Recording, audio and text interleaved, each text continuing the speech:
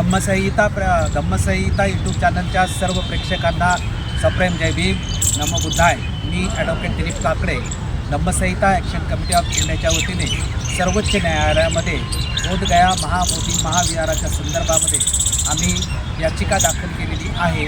त्या संदर्भामध्ये आज सर्वोच्च न्यायालयामध्ये चीफ जस्टिस ऑफ इंडियाच्या कोर्टामध्ये तारीख होती। त्या तारखेसाठी उपस्थित राहण्यासाठी मी स्वतः आणि माझ्याबरोबर मी दादासाहेब मर्चंडे आम्ही दोघे उपस्थित होतो।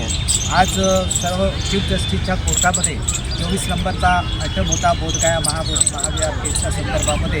दुपारपर्यंत नंबर आला नव्हता, परंतु दुपारच्या नंतर 4:30 वाजता आयटम नंबर 24 बोधगया महाबोधी महाविहाराच्या संदर्भामध्ये सुनावणी झाली आणि 3 जजेसचं बेंच होतं। एक चीफ जस्टिस होते, दुसऱ्या बाजूला नागरत्न चीफ जस्टिस होत्या, त्यानंतर जॉय मल्ल्या प्राप्ती, अशा 3 जजेसचं जास्त बेंच होतं आणि या बेंचवरती बोधगया महाबोधी महाविहाराच्या संदर्भामध्ये सुनावणी झालेली आहे।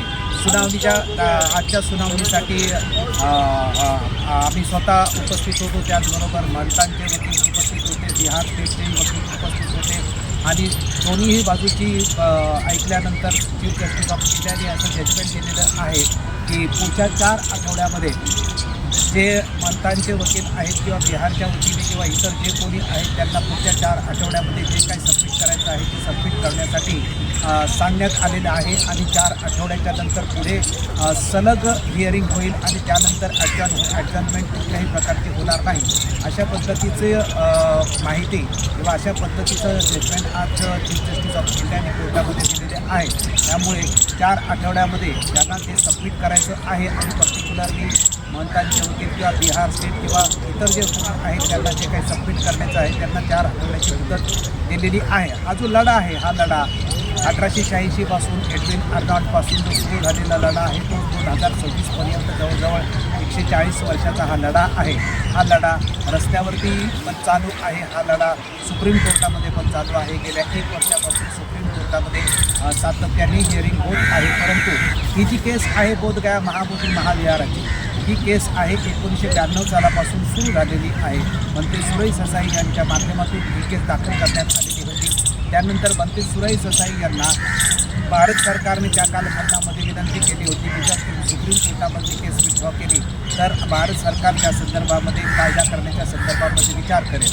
सुप्रीम कोर्टामध्ये भारत सरकारच्या विनंतीला मान्य देऊन मंत्री सुरई ससाईंनी सुप्रीम कोर्टामध्ये केस विड्रॉ केली होती आणि सुप्रीम कोर्टाची परवानगी घेतली होती की जर भारत सरकारकडून आम्हाला न्याय मिळाला नाही तर आम्ही पुन्हा सुप्रीम कोर्टामध्ये परत येऊ आणि तशा प्रकारची परवानगी ही सुप्रीम कोर्टाने दिलेली होती आणि तशाच प्रकारचा आदेशसुद्धा काढण्यात आलेला होता।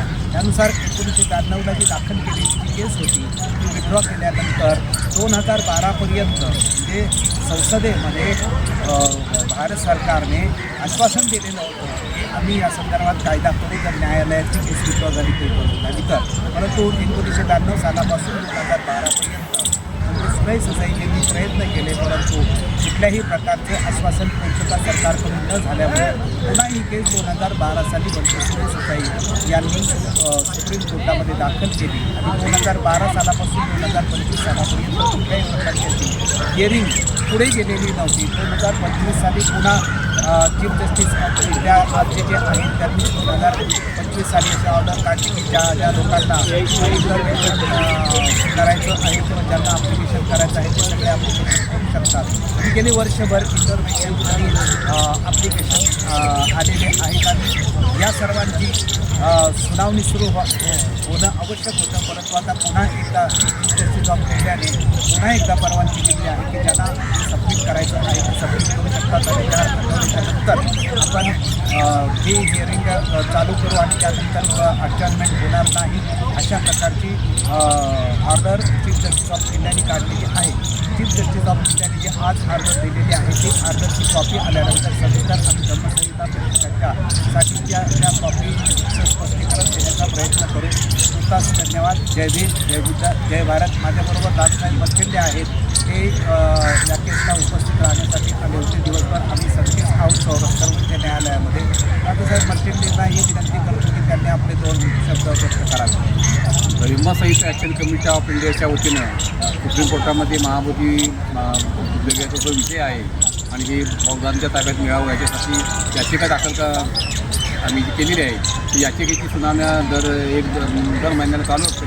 आम्ही सर्वजण त्या याचिकेकर्ते जे आहोत ते माननीय ॲडव्होकेट गिरीजी काकडे साहेब यांच्या मार्गदर्शनाखाली आणि त्यांच्या अथक प्रयत्नाने ही याचिका तयार केलेली आहे आणि आम्हाला लवकरात लवकर हा न्याय मिळावा या अपेक्षेने आम्ही बघतोय.